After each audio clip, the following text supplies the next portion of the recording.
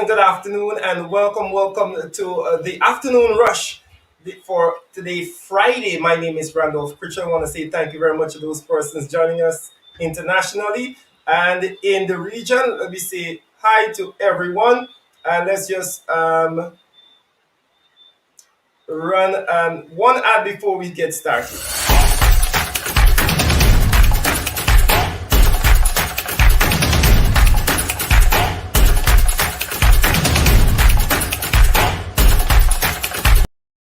And welcome back, folks. Welcome back. Of course, it is Friday, the 9th of April, 2021. We want to say thank you very much to those persons joining us internationally in the region and right here in Guyana. Of course, as we start on the rush, it is a rush hour.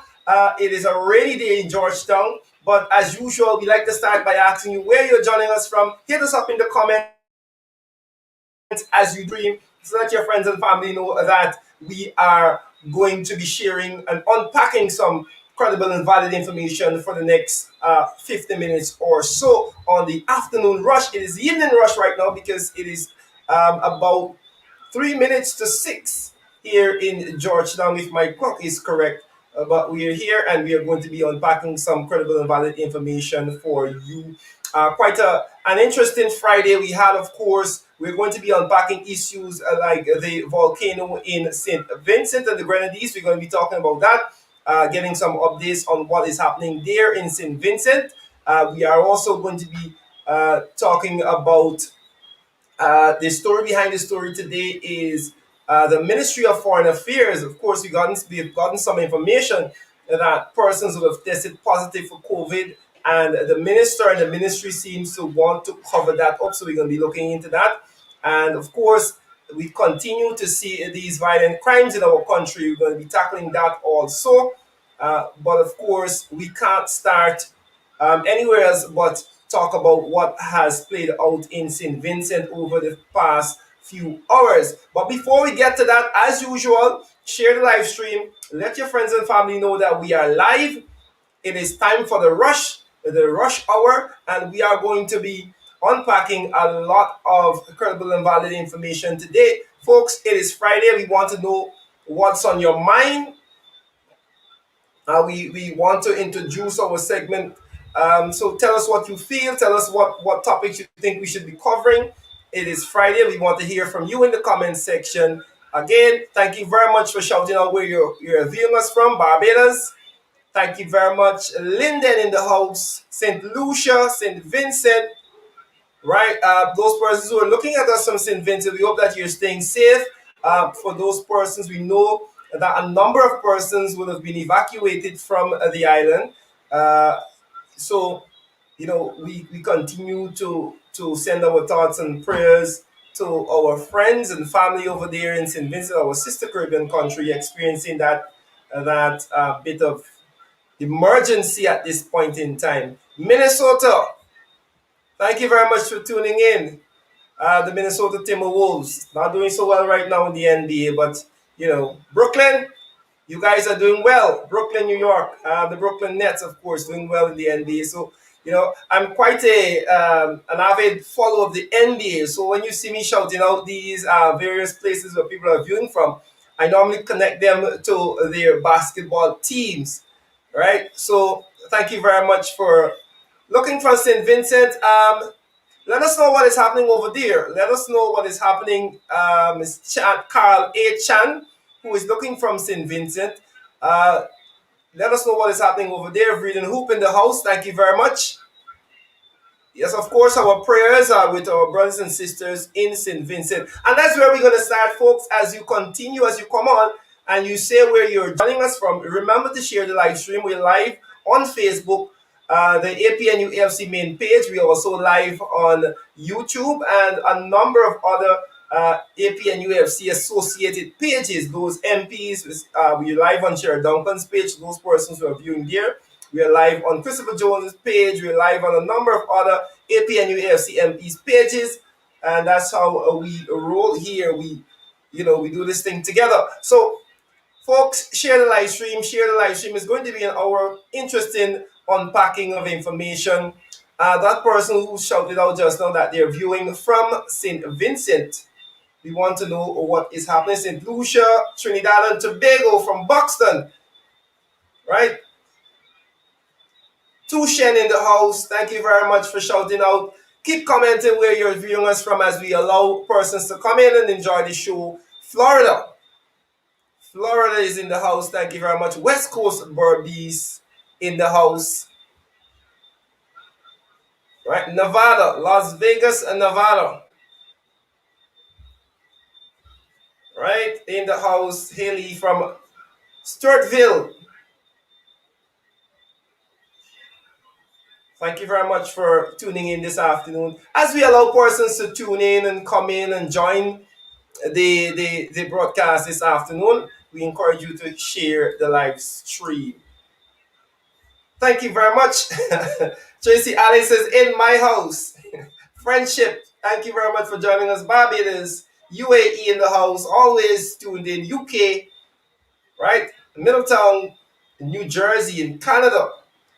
Thank you very much, Sophia. Thank you very much for joining the program this afternoon. Of course, let's get the ball rolling. Let's get the rush going. We can't start anywhere else but with what is playing out here in St. Lucia. Our thoughts and prayers are with the people of St. Lucia today. Folks, if you don't know, uh, the Sophia, the volcano would have erupted. There were signs the day before, and the warnings went out. People were given a heads up and said, you know what, you need to start making preparations for evacuation because it is acting up. The seismological people were giving you signs or giving you the warning that this volcano is extremely active and it may erupt. The very next day, the eruption happened, an explosion of ash and gas, and of course, that happened there. The president and a number of other associations have already pledged their support for the people of St. Vincent.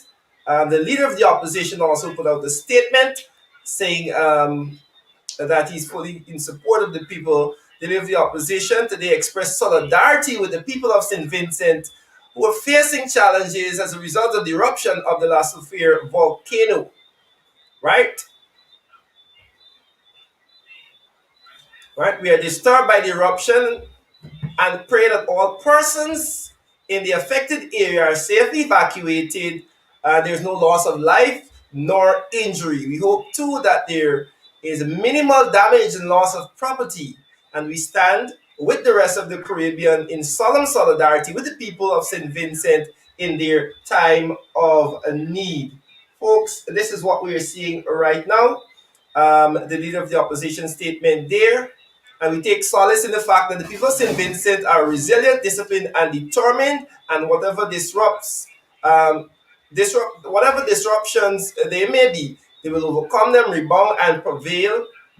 And it ends by saying, we urge that if it becomes necessary, the PPP regime puts suitable measures in place to accommodate Vincentians in Guyana who need to be evacuated and relocated.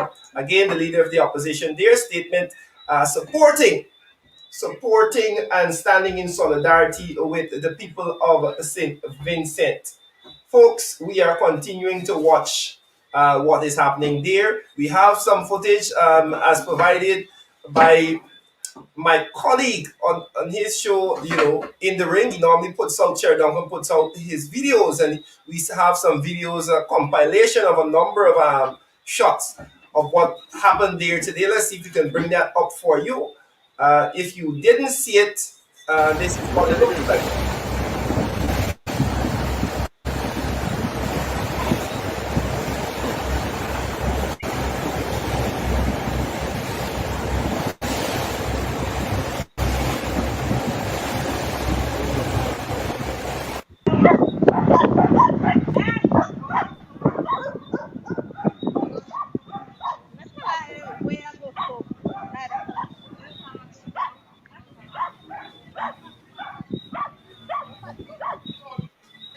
Yeah, the volcano, you see lava going down, man. It's going down or up? Down. Oh, the person going up. No, I don't know going down in the water. Me no know. Me no know how come it change. Look, see how this a road there look for go now. You see climate change or sticky coast? Yes. Yeah. A road there go you look for go. Yeah, they run the boy. And it fast, I'm going to climate. Fast no tail. There's a see how it's small there, but it's on the extent. What's your shin? What's your shin? You're not power too? Power again. Right.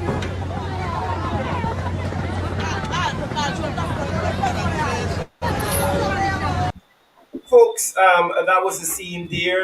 Of course, there are persons being evacuated. Um, the long lines of persons being evacuated Those by with boat. children at the front, please. As you can hear from the man, the person Hey, are you instructed looking that for me? women or persons with children Where? and able to be Those, there are vehicles in Peterborough bringing posters over. accommodated first. I can send some vehicles. Yeah, I can send some vehicles. Yeah, I can send some vehicles. How are you looking for? We are also, folks, getting information from a Carl A. Chan who says that he's looking at the program from St. Vincent. He said the volcano continues to rumble. Lots of ashes falling. Lots of ash falling. The earth tremors are being felt. Bad fumes are present. Gaseous smell. Itchy skin and eyes. COVID-19 rules are being broken, of course, in this pandemic. Of course, it is double because persons will be huddled together looking to evacuate. I heard that persons who will be housed at government facilities will be given the vaccine automatically. And of course, he's saying people are trying to get on boats. This is from one viewer who is looking at us from St. Vincent. Carl A. Chan, of course, we thank you for that update on what is happening there. But folks, we continue to watch.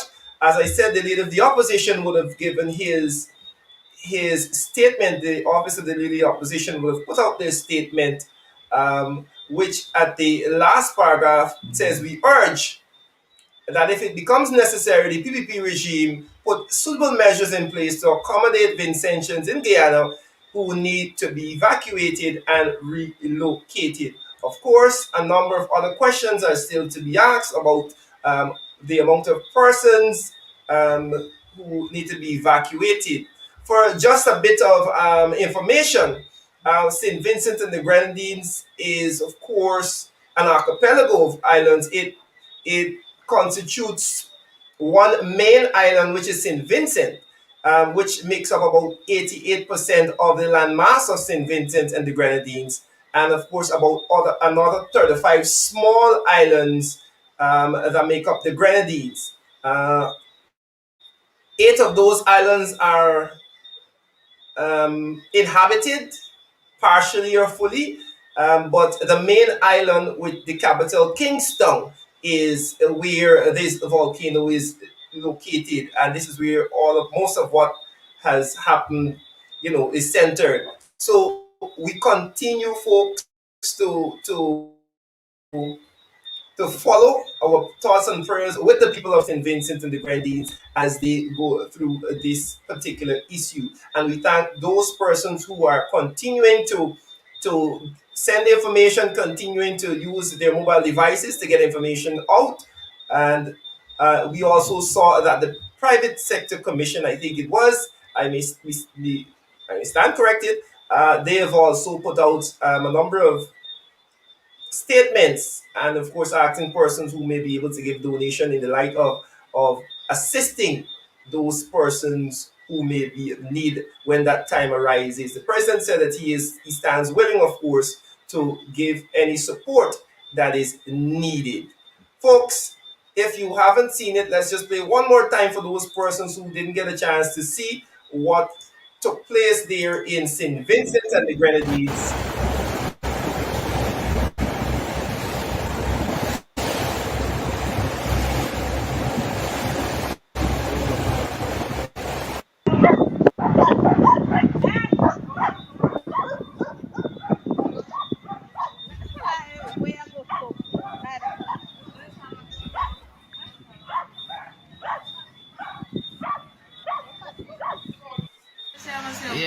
the back, you see lava going down, man. You going down or up? Down. Oh, the person going up. But no, I don't know me going down in the water. Me no know. Me no know how come it change. Look, see how this a road you look for gonna. See climate change or sticky coast. Yes. Yeah. A road you look for go. Yeah, they over the board. And it fast, I'm going Fast no tail. This a see how small but it's on the extent.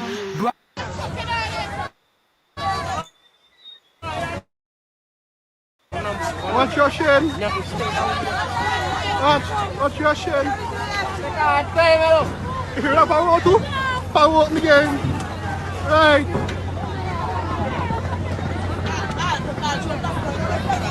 As we see what is happening, of course, please do not get me mixed up. I think I spoke of Kingston, which is the capital of St. Vincent. Of course, the volcano is not in Kingston, it is in Richmond. It is in Richmond on the leeward side of the island.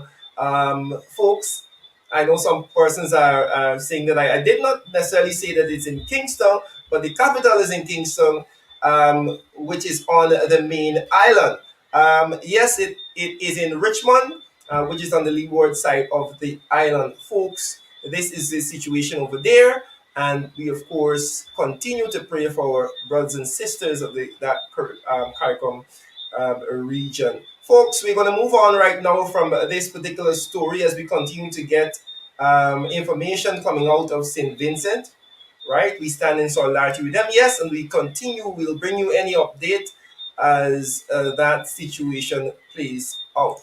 Folks, we've been telling you for a number of days now that there's an alarming trend, an alarming rise in the amount of serious crimes in our country. The numbers continue to go up, the numbers continue to rise amidst all that we're dealing with COVID-19. Amidst all we're dealing with COVID-19, we have to contend with this rising in serious crime. Today we saw another such issue. This is in region. Sorry if I let me see if I get this correctly. Right in the Pomeroon River, the 66-year-old indigenous man was found floating in Dredge Creek in the Pomeroon River. Another case of a serious crime, folks. We I am perplexed. I am perplexed as to why we are not seeing any information coming out of the Ministry of Home Affairs, the ministry which is tasked with ensuring the security of all Guyanese people. Daily, we saw the disappearance of Joel Skeet. We saw the disappearance of the young Pope Knocker from Region Number 1, both of whom were found dead. It seems as though every single day we open up the papers or we scroll through social media, we see one of these cases. This is compounded by the fact that there are so many missing persons cases and the numbers continue to rise. And there's radio silence from the Minister of Home Affairs, the Ministry of Home Affairs. And, I had an interesting discussion with a taxi driver recently who was trying to downplay what is happening in the country. And his claim is that people are panicking. But I said to him that people are panicking because there is no information being shared. In the absence of information, people will assume the worst. Nobody has come out to say, look, we are investigating these issues. We're investigating these matters. These cases don't seem to be related. We want everybody to stay calm. Based on our preliminary investigation, we found that, look, X, Y, Z, these things, this is just a coincidence that we have all of these persons missing at the same point in time. Additionally, we have persons who are bent on exacerbating this issue, and they're bent on pushing fake information out there. We see persons who would have been found long now, they're missing pictures now coming up back because persons want to add to add fuel to this idea. But again, the blame is to be laid squarely at the feet of the Ministry of Home Affairs. Squarely at the feet of the Ministry of Home Affairs, because it is your responsibility to calm the people. It is your responsibility to say to the Guyanese people, we are doing every single thing that we can to ensure your safety when you ply the roadways or when you go out in your neighborhoods or your communities. But that is not being done. We have heard nothing. We have heard nothing from the minister. So Minister Ben has some questions to answer. Minister Ben has a lot of questions to answer as it relates to what exactly is happening in our country. And do we have to ask how many more persons will have to go missing? How many more persons will have to turn up dead before we get a statement out to the Ministry of Home Affairs? That is the question. How many more persons?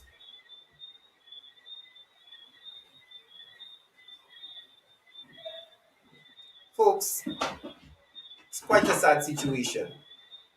Quite a sad situation.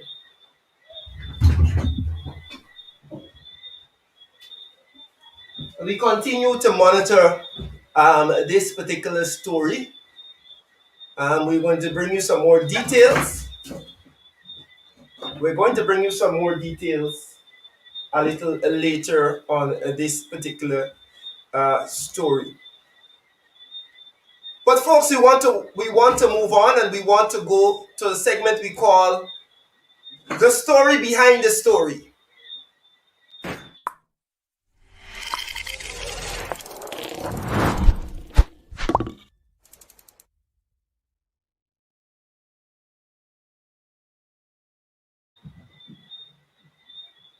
Right.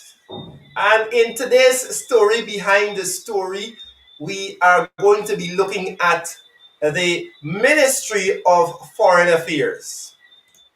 Let me just pull this up for you here. The Ministry of Foreign Affairs. What is happening at the Ministry of Foreign Affairs? Folks, we are getting word that there seems to be some sort of COVID cover-up at the Ministry of Foreign Affairs.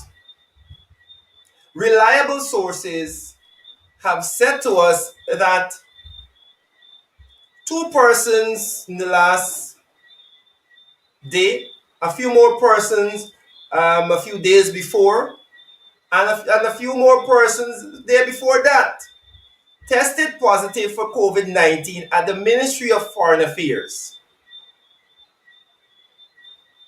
Why is this significant? It is significant because there seems to be an effort on the part of the minister and the staff there at the Ministry of Foreign Affairs not to publicize this information or to do anything to protect the people who are working there. Again, reliable sources have said to us that there seems to be efforts ongoing to cover up the COVID situation at the Ministry of Foreign Affairs. We had similar things happening at the NCN. We had similar things happening at NCN where persons were actively engaging in ensuring that this information does not get to the public. And right now, there's a serious situation unfolding at the Ministry of Foreign Affairs where efforts are being made to cover down the COVID situation there.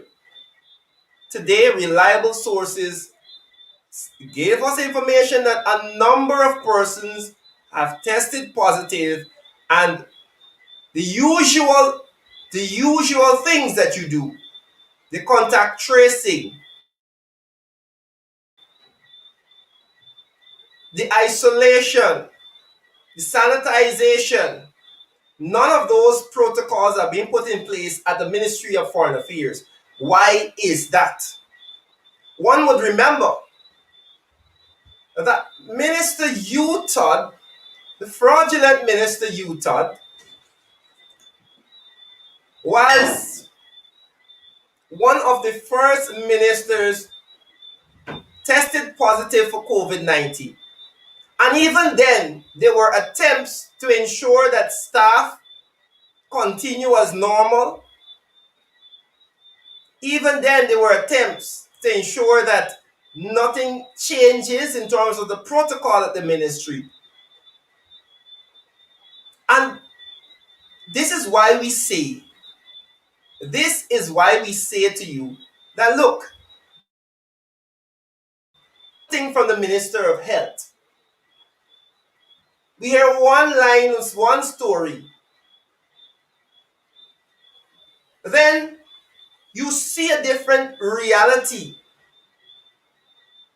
Because immediately, it doesn't seem as though the minister really cares about the well-being of his staff. Again, this was the minister who was one of the first to test positive for COVID-19. If you may remember, this same minister here, fraudulent Minister of Foreign Affairs, who seems perpetually stuck in this sunken place. This is what seen here in his usual sunken state, continues to cover up the COVID situation at the Ministry of Foreign Affairs.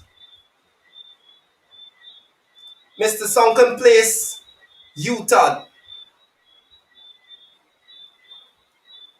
Folks, the question needs to be asked, why is it that the Ministry of Foreign Affairs and the minister who has responsibility for those persons under his charge, why does the minister seem not to care about the well-being of his staff? You would think that these persons who are being tested positive for COVID-19, it would take a simple call from the fraudulent Minister Utah to his colleague, Frank, who lives in a different dimension, an alternate universe, Frank Anthony, and say, you know what, we have a situation here, we need contact tracing, we need sanitization, with all of these things happening at this ministry because we don't want this thing to continue. I have said from the beginning that this administration's handling of the COVID-19 is why we are in this situation right now. It is things like these that highlight the ineptitude and the disregard for human life on the part of the PPP's fraudulent administration. And this is why we continue to see these COVID-19 cases going up. We are 252 deaths. Today is day 250 of this administration's tenure since they were installed on August the 2nd. And what do we see and what do we hear? More of the same. More of the same.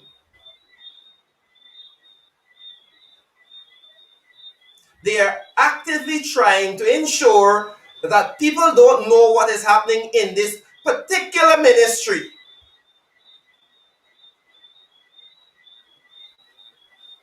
It's not like if this ministry has been stellar. This is the same ministry that had the US Embassy announce their foreign policy for them minister didn't know that we signed a deal to open up an office, a Taiwan office here in Guyana, which was announced by the U.S. Embassy, by the way. We haven't forgotten that. But instead of trying to repair his own public image as a total sailor and a man in a sunken place, this fraudulent minister is allegedly trying to cover up what is happening in his ministry as it relates to COVID-19. That being bad enough,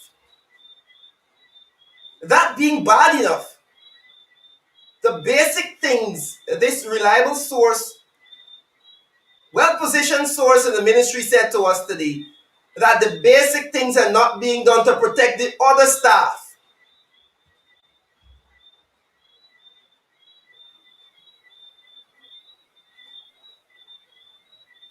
No sort of isolation, no contact tracing, no basic protocol when persons are tested positive. None of those are being employed at this point in time in the Ministry of Foreign Affairs.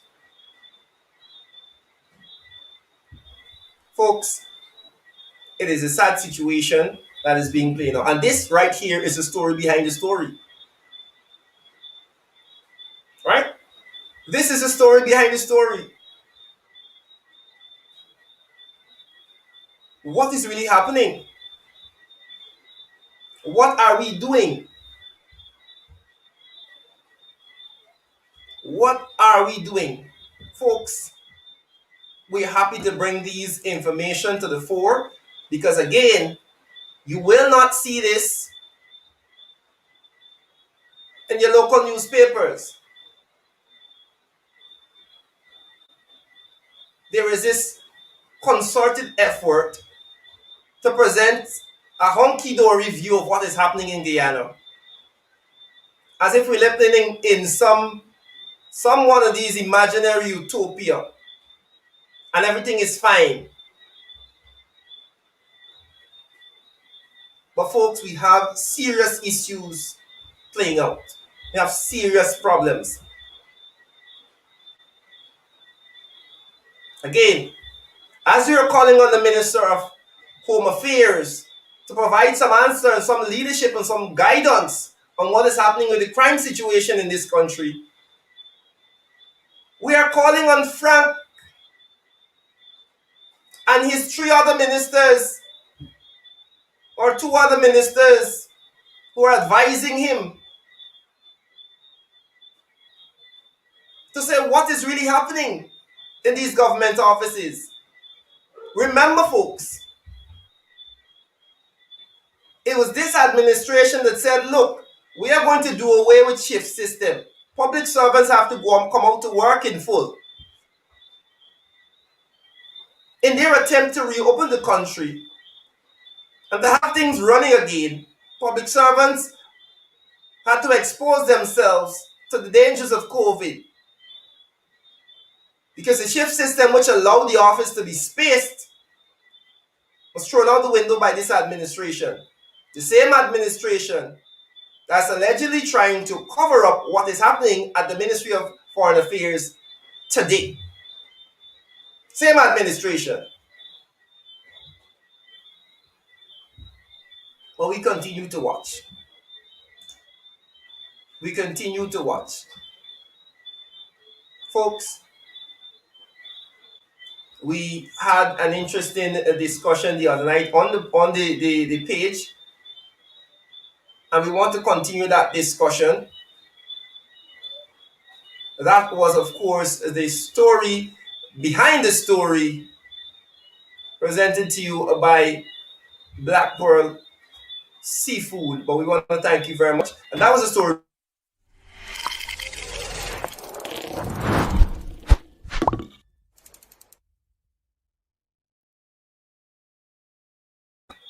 As we move on right now, we're going to move away from that story and move into our segment this afternoon. It's a Friday afternoon, a very rainy Friday afternoon in Georgetown, Guyana, and we want to get the feedback from those persons who are on the live. Hit us up. We are going to be able to see your comment let us know what is a major issue. What is a major issue, of concern to you this afternoon, and let's see if we can provide some sort of direction, some sort of movement on that. Let us know in the comment section what is a major issue to you and what are your thoughts on what is happening in Guyana. Folks, let me tell you that the opposition will be holding a number of community meetings this Sunday in region number 5, Sunday the 18th, 2021. Right, the MPs are going to be out in Berbice at different areas. Right, at Itika Primary School at 2 p.m. You're going to have the Honorable Curtin MacDonald, MP, and Honorable Tabitha Sarbo-Haley, MP. That is at the Itika Primary School at 2 p.m. We're also going to be at the Port Society Hall, Port Bicony at 4:30 p.m. There you have Curtin MacDonald and Ganesh Maipal at 4:30 p.m. These are community meetings, free of course. You can come out. There's no charge. You just come out and listen to the MPs and what they have to say. Also, we are going to be at Jennifer Wade's residence in Yeovil. That is 2 p.m. Christopher Jones is going to be there, and Devin Sears at Jennifer Wade's residence. All of these are on Sunday the 18th, 2021. Lovely Last Nursery School. We're going to have Honorable Cathy Hughes and Honorable Vincent Jordan. Both MPs are going to be there at Lovely Last Nursery School at 2 p.m. That is on Sunday also. Right, the number 28 Church Hall. We're going to have David Patterson there and Jermaine Figuera. David Patterson and Jermaine Figuera. You're going to be at the number 28 Church Hall in number 28 Village at 2 p.m. on Sunday. The MPs are going to be across that region at Lennox Shop. This is going to be David Patterson and Karen Cummins. This is at 4:30 p.m. Right, Pastor Henry's residence. This is in Chelsea Park, 4:30 p.m. You're going to have Devin Sears and Sherwin Holder. Right, at Rosignol D. Edward at the PNC office, the PNCR's office, Rosignol D. Edward. At 2 p.m., your speaker will be Ganesh Maipal. Right, at the Burma Primary School at 4:30 p.m., Mr. Kemraj Ramjatan and Vincent Henry. That will be 4:30 p.m. at the Burma Primary School. At 2 p.m. at the Concord South Shop. Concord South Shop. This is in number 5 Village. Dr. Karen Cummins and Dineshwar Jaipasad. At the Belladrum Primary School at 2 p.m. Belladrum Primary School at 2 p.m. We're going to have the Honorable Joseph Harmon, Leader of the Opposition, and Ms. Gita Chandan Edmonds. This is at 2 p.m. at the Belladrum Primary School. Right, at the Calcutta Community Center at 4:30 p.m. Joseph Harmon and Amanda Walton Desir. Right, Community Center ground in Central Maikoni at 4:30. Natasha Singh Lewis and Nima Flu Bess. Right, folks, we're going to be spread out all across region number 5 tomorrow. And we invite, sorry, not tomorrow, on Sunday. Right, on Sunday the 18th. Not this weekend, but the following weekend. Right, Sunday the 18th, they're going to be spread out all across region number 5. So region number 5, look out for us. We're going to be there. I'm going to be there, of course, following what the MPs are doing on the ground. Right. But folks, let us know what is bothering you. What is the main issue that you think needs to be addressed as we deal recent kidnapping? This is Ms. Ogle, of course. This is something that you said needs urgent attention by the administration. Right? Let me see what else we have in the comments here.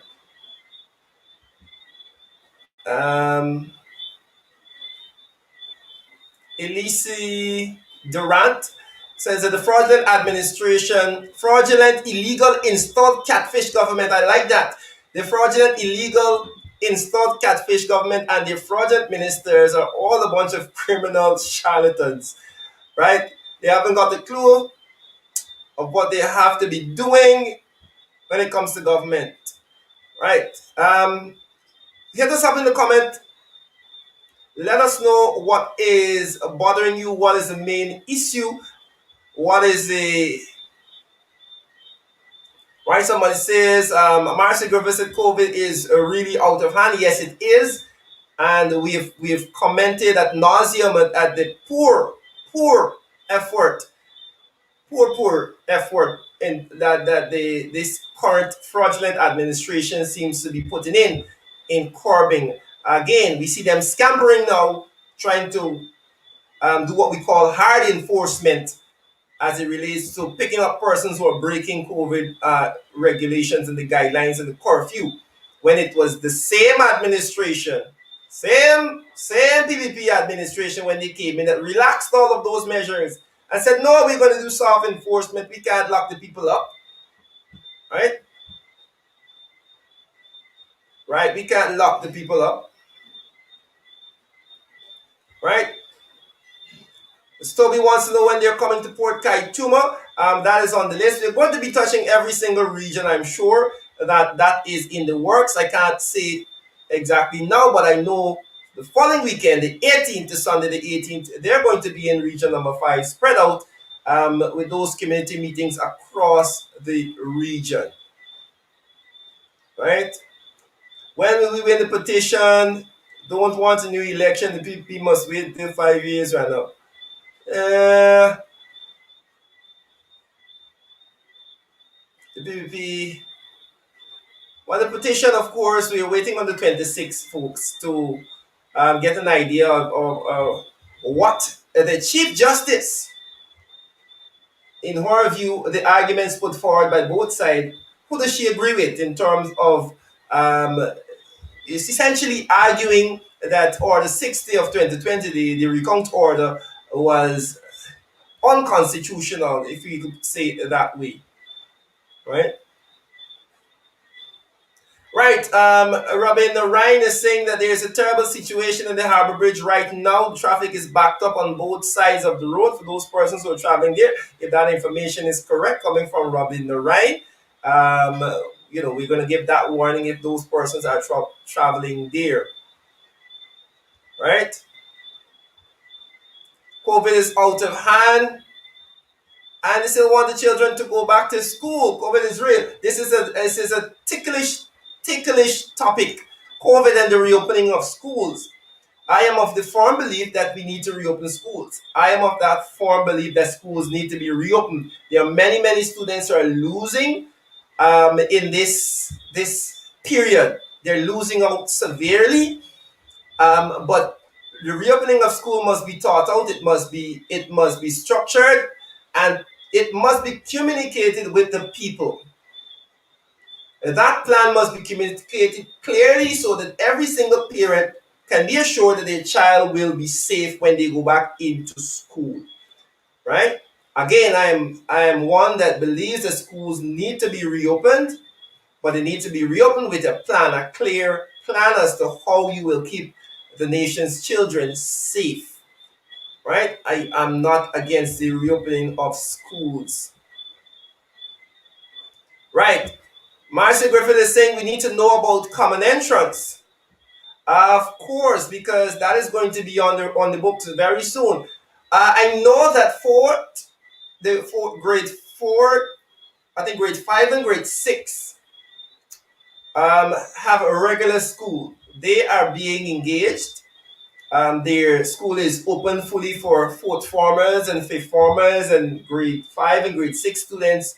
Those examination classes have been going to school, and I'm confident that those teachers who are teaching those classes understand the importance of what those children have to be doing in the next few mornings. So they'll be ensuring that they deliver the curriculum to them. I don't think that this is such a major concern because those students have been engaged at the school level for a couple of months now that they reopened school for those students. So I'm hoping that the teachers are doing what they need to do.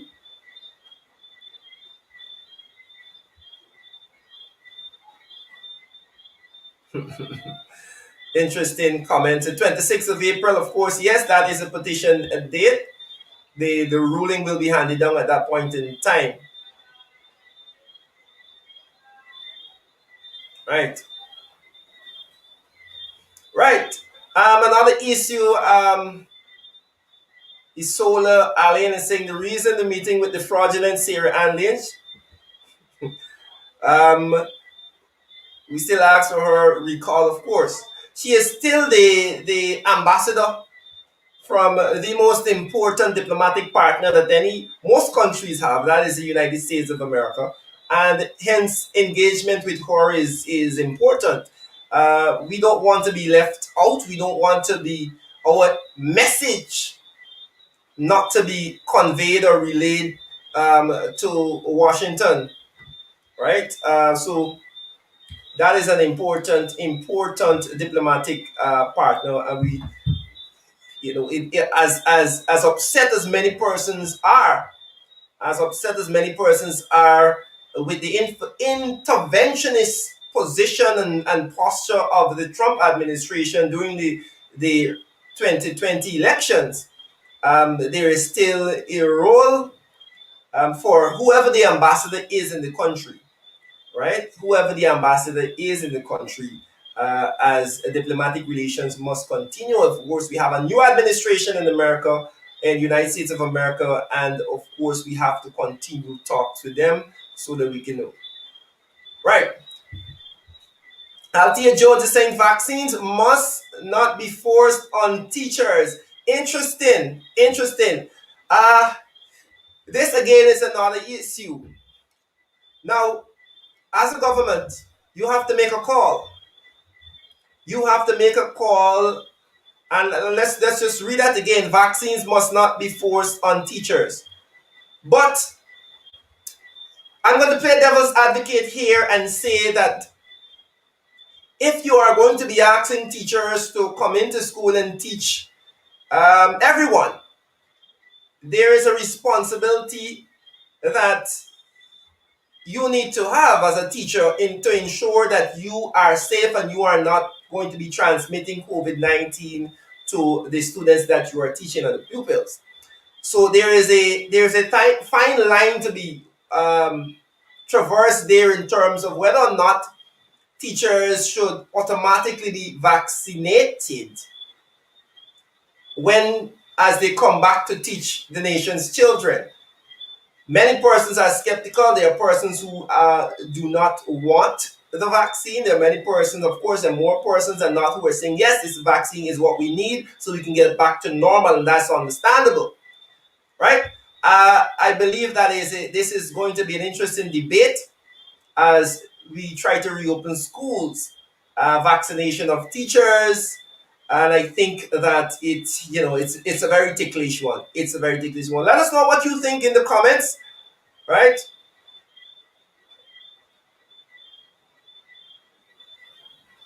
Right.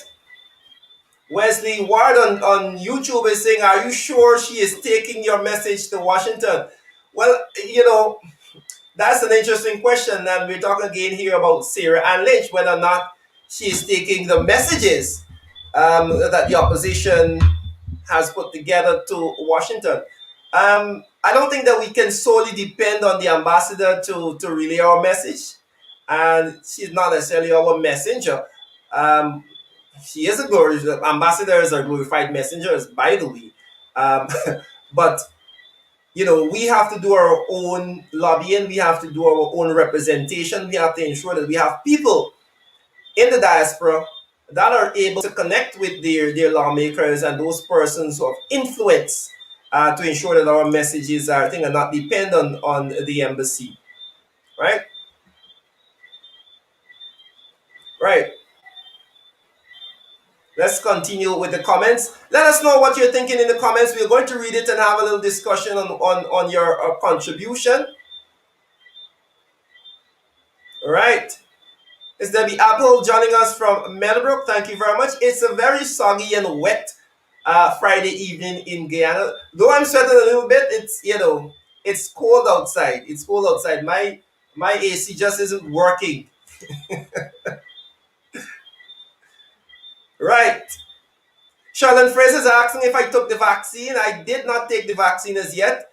I did not take the vaccine as yet. So, they are saying that they are giving, first of all, persons over 60 and then persons over 40. I have not yet reached any of those ages. I'm not that old, so I'm waiting my turn for the vaccine. I'm not a frontline worker. I'm not above the age of the ages that they stipulated that they're giving. So I have not taken the vaccine as yet. Right? What are the real effects of the vaccines? This is a question coming from Nicola Forgenet. Nicola Forgenet asks, what are the real effects of the vaccine on women who get pregnant after taking the vaccine? I don't necessarily understand the question, Nicola, and I necessarily wouldn't be able to give you an answer to that either. Right, Stan Born says he's on the train looking. Thank you very much, Stan. Have a safe journey. Right? What is the makeup of the vaccine? I'm a frontline worker. I'm not taking it. I'm doing my own research first. This is from Donnette George, who is saying that she's going to do her own research first and she's not necessarily taking the vaccine. People have their own opinions on this. I have not yet taken it. As I said, I'm going to be waiting my turn. Right, so folks, we are winding down right now. We want to say shout out to those persons who are looking. I know a number of persons here. Janelle Jackson, Byron Kendall, Anthony Vaughn, Stacy Sutton. Thank you very much for tuning in on the show this afternoon. We've had a very interesting afternoon as the rain continues. The rain continues to pour here in Georgetown, Guyana. Folks, again, let's take a few more questions in the comment section before we go, because this is what we want to do every Friday afternoon. Give you a chance to ask some questions and probably give us some topics, give us some talking points on what you think we need to be looking at as the opposition, as we move forward. We take note, we'll continue to advertise those public meetings that will be happening in region number 5 next weekend. Right? Right, of course, we have some persons who are up to no good on the live, but we want to say thank you very much to them for joining us either. Right? But there is no guarantee it works. It should be voluntary. This is according to Samuel Mingo, who is talking again about the vaccine. He said it should be voluntary. When you're being asked to, whether you're in the front lines or you're in the classroom, this might be an issue that you cannot allow to be voluntary. You want to ensure that you keep everybody safe, including the children. Right. Folks, we're going to wrap up right now as we wind down. Thank you very much for your comments this afternoon. It was lovely reading your comments actually on the show. This is a welcome change. We're going to do this more often so that you can get a chance. Right.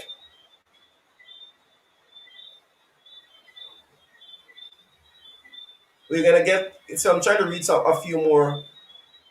Right. Then Simon Liverpool. Desiree Simon Liverpool said, I took Moderna.